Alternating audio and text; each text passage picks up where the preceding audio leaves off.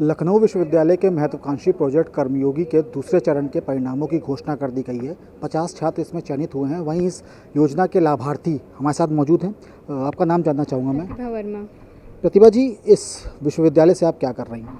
जी, मैं अभी एमए कर रही हूँ, पॉलिटिकल साइंस की स्टूडेंट हूँ। MA political science 4th semester की। कर्मयोगी में आपका सिलेक्शन हुआ था फर्स्ट फेज़ में। 50 दिनों की आपने पेड इंटर्नशिप की थी। क्या कुछ एक्सपीरियंस रहा था, ये मैं जानना चाहूँगा। जी, मुझे लाइब्रेरी वर्क अलॉट हुआ था, तो मुझे वहाँ की बुक्स मेंटेन करनी थी।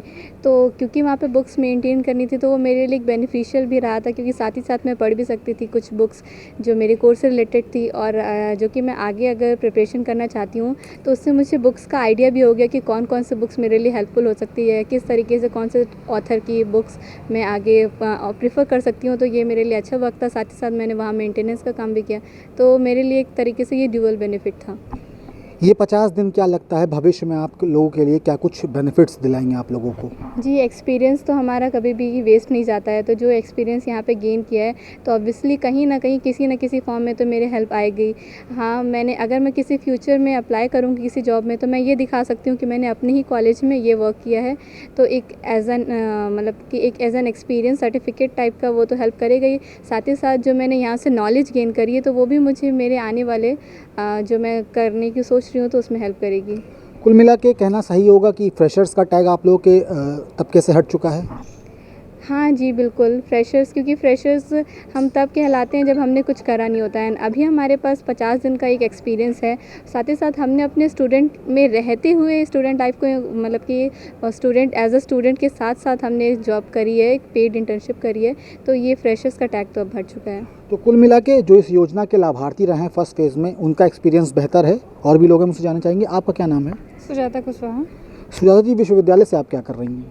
हम पीएचडी कर रहे हैं, 3rd ईयर है मेरा मैथमेटिक्स। फर्स्ट फेज में आपका सिलेक्शन हुआ था कर्मयोगी के तहत। 50 दिनों की आपने पेड इंटर्नशिप की। क्या कुछ एक्सपीरियंस रहा है? एक्सपीरियंस काफ़ी अच्छा रहा है। जैसे इन फ्यूचर हमें काम करना होगा तो कैसे हम कर सकते हैं, जैसे हम प्रोफेसर मधुरमा मैम के अंदर कर रहे थे, तो किसी सीनियर के अंदर आप काम कैसे कर सकते हो, तो काफ़ी एक्सपीरियंस आगे अगर जाएंगे हम तो हमें हिचक नहीं होगी किसी भी काम करने के लिए। क्या कुछ वर्क आप लोगों को अलॉट हुआ था? हम टाइपिंग का काम करते थे, तो टाइपिंग में जैसे पेंटिंग भी सीखने को मिली कि वर्ड में कुछ चीज़ें होती है, ग्राफ्स बनाने होते थे, तो वो हम वर्ड में नहीं कर पाते, तो उसे पेंट से करके फिर वर्ड में लेके आते थे। तो काफ़ी अच्छा लगता था कि हमें नई नई चीज़ें सीखने को मिल रही हैं। ये जो 50 दिन आपने पेड इंटर्नशिप में बिताए, क्या लगता है भविष्य में आप लोगों के लिए किस तरीके से कामयाब होंगे? कामयाब होगा अगर आगे हम इन फ्यूचर कहीं प्राइवेट जॉब भी करने जाते हैं या गवर्नमेंट भी जॉब करने जाते हैं, तो हमें कम से कम ये रहेगा कि सीनियर्स के सामने हमें कैसे वो करना है। क्योंकि मैं साइंस की स्टूडेंट हूँ और मैं साइकोलॉजी वैसे साइंस का ही है, लेकिन देखा जाए तो आर्ट वाले ज़्यादा उधर जाते हैं। तो आर्ट वालों के साथ भी एक्सपीरियंस कैसा रहा, तो ये अच्छा लगा मुझे कि साइंस से हट के मैं आर्ट में गई थी, तो ये अच्छा लगा। इन 50 दिनों में आपने फैकल्टी के अंडर काम किया। फैकल्टी का एक्सपीरियंस कैसा रहा? वो किस तरीके से आप लोगों के साथ कोऑर्डिनेशन करते थे? फैकल्टी काफ़ी अच्छी थी। कहीं नहीं आता था तो मधुरमा मैम सिखाती थी कि ऐसे नहीं ऐसे करा जाता है, तो अच्छा लगता था कि नहीं हम cooperate. Madhurma ma'am as a counsellor भी काम करती हैं, तो वो काफ़ी अच्छे हैं। मतलब कभी डांटा नहीं उन्होंने, बहुत अच्छे से बात करती हैं, पोलाइटली बात करती हैं और फिर सिखाती भी हैं अच्छे से। अब कर्मयोगी के दूसरे फेज़ के परिणामों की घोषणा हो गई है। क्या लगता है ये जो स्कीम है विश्वविद्यालय की, इससे छात्र किस तरीके से अपने आप को लाभान्वित महसूस कर रहे हैं? बहुत तरीक़ों से, जैसे कुछ लोग फ़ीस पेड कर लेते हैं अपना, या फिर अभी पिछले इंटरव्यू में एक हमारे कलीग मिले थे, तो वो कह रहे थे कि अपनी पीजी कैसे भर देंगे। जैसे मेरा है तो मैं अपने हॉस्टल की फ़ीस भर सकती हूँ, तो ये काफ़ी अच्छा रहेगा और ये होना चाहिए, बंद नहीं होना चाहिए, हमेशा ऐसे होना चाहिए, तो अच्छा लगेगा। कुलपति के नेतृत्व में इस तरीके की योजनाएं लाई जा रही हैं। क्या लगता है छात्रों के भविष्य में किस तरीके से ये काम देंगी, और कुलपति को किस तरीके से आप लोग धन्यवाद देंगे?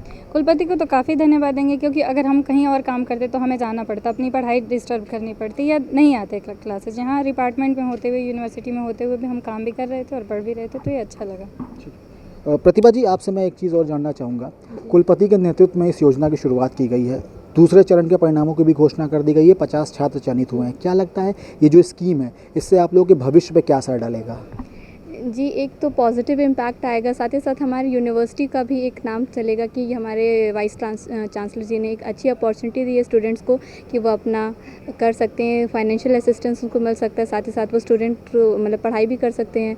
तो एक फ्यूचर में हमारा ये आ सकता है कि हमें एक एक्सपीरियंस मिल जाएगा, साथ ही साथ हमें ये भी कहा जाएगा कि हमने अपनी मतलब कि स्टूडेंट में एक अच्छा भूमिका निभाई है।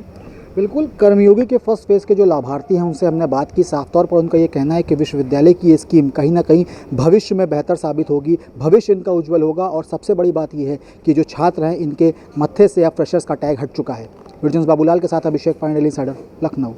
यूपी और देश दुनिया की तमाम ताजा तरीन खबरों के लिए आज ही गूगल प्ले स्टोर से इंस्टॉल करें हमारा तेजी से उभरता न्यूज ऐप डेली इंसाइडर।